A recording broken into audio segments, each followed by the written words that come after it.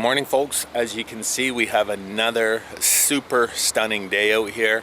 There is zero wind and it's getting hot again.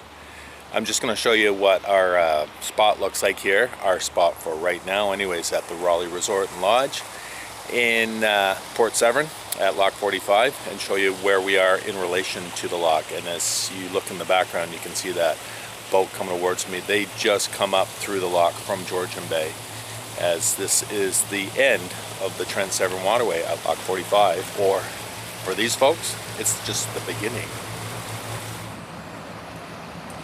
More YouTube followers just going by there.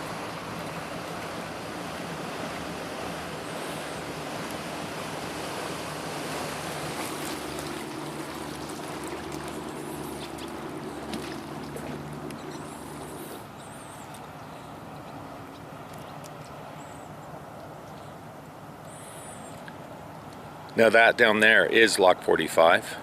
We come up through there yesterday. You would have seen that in my last video. And I can't see it just from this vantage point, but I'm going to try and walk over there tomorrow, or sorry, not tomorrow, later today, and show you all the work that they're doing. Next to the lock at the dam, they're replacing the entire dam. So that's a big 2-year project right there. What a beautiful day. But check out this dock. This has got to be one of the nicest docks I've ever seen. Done right, built right. The prior owner of this property, Barry, he was a boater. Him and his wife boated for many, many years. They had a Dover craft, a big aluminum boat built down on Lake Erie at Port Dover, if that rings a bell for any of you folks out there. Port Dover is infamous for every Friday the 13th in season. The town will swell from maybe 2,000, 3,000, 4,000 people that live there year-round to tens and tens of thousands of bikers. Bikers all converge on that spot every Friday the 13th. Anyways, getting back to this beautiful dock. It is like, look at this. You just gotta check it out. It's anchored into the rocks, but it's movable. So it has a little bit of flex in it. And there's giant rubber bushings in all the flex points. So you don't have it like clink, clink, clink, clink, clink, clink that you'll have in a steel dock. If you look at my video from, it would have been 2 videos ago now when we were in Perry Sound. Nice facility, but they have a steel break wall, a floating break wall, and you hear that sometimes sounds like ducks, sometimes sounds like doggies barking. But this thing here is magnificent. All aluminum construction, all Trex decking, and you can see this was factory built because all the screws are just laser line straight. Nice stainless steel screws. And even the cleats are adjustable, because all they have to do to move the cleats to accommodate boats in different configurations, just loosen the nuts on those bolts, and then it'll slide in that track, which is really, really cool. Again, the previous owner, Barry, he has done that for us in the past. Just to, snuggle everything up and make sure there's lots of room and lots of convenient cleat locations for us and our friends. But it's more of a hotel now. It's more like a hotel that happens to have docks in it, as opposed to, well, you know what I'm saying. Anyway, still a beautiful dock. And a pretty spot here at Port Severn. Watching the boats go by.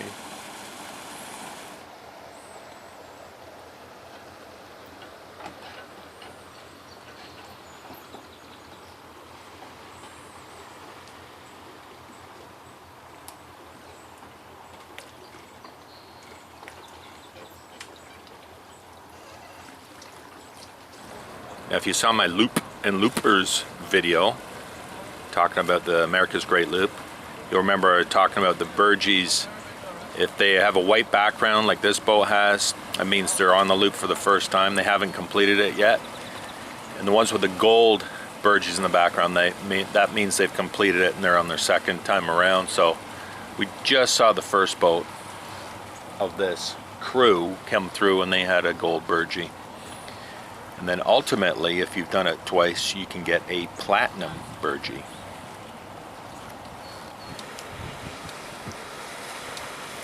I guess maybe these boats are all heading into the sun so they can't see that they're on the wrong side of the markers.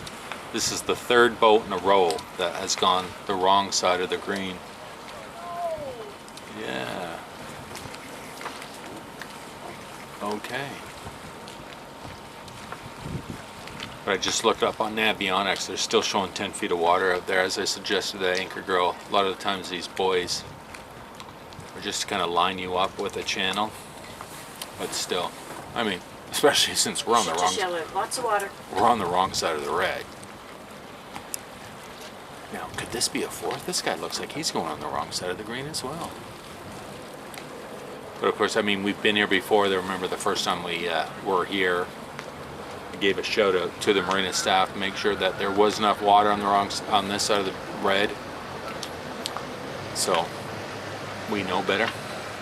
But honestly, I think it's because people are staring straight into the sun and the reflection. That could be screwing them up.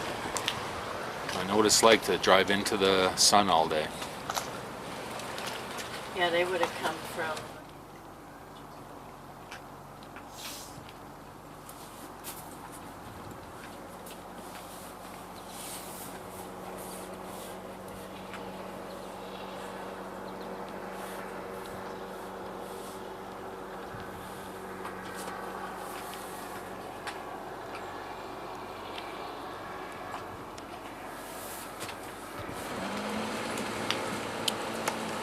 It's pretty watching the boats coming in into the setting sun and going through these red and green markers, but I have to say that tonight, not one, but 5, that's right, 5 boats got on the wrong side of that green marker.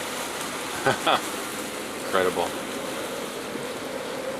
3 coming from the top side, 2 from the bottom. 5. I get the ones coming from bottom up. It's markers. There's That Betty could be with his opening confusing, but signs. when you're seeing a red and green, like, You stay in between them. you should go between them, right? Yes, like what Anchor Girl's talking about at the since we're right here at lock 45, one has been heading downstream to this point through the Port Severn waterway, and then of course when you come through the lock, you're going that way, you're heading upstream right on the right. Problem is when you come off of Georgian Bay up until this point, the green would have been on the right because you would have been heading downstream coming from the bay this way. So the staff at the lock actually used to tell you, remember, the markers change, but now they're not doing that. At least the couple times we went through, we never heard anybody say that. Either way. Well, that's what I'm saying, a couple times. So if one is coming from Georgian Bay and you are used to keeping the green on your right, of course you would go on the other side of that green marker. Kind of get that, but with the sun at your back and you know it's clearly visible the color of these markers and they're so close together, those things are only maybe 100 feet apart, you would go through the middle, you would want to. So confusion all around.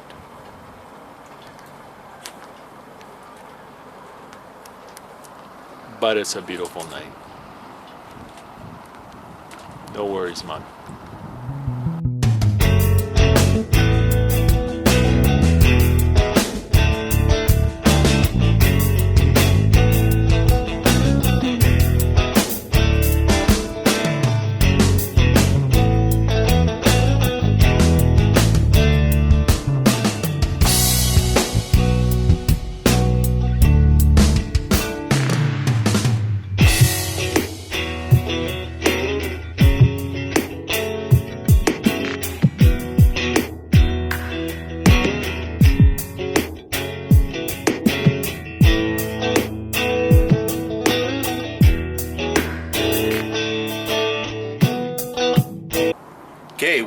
Anchor Girl and I are doing our best to capture that sunset in the background.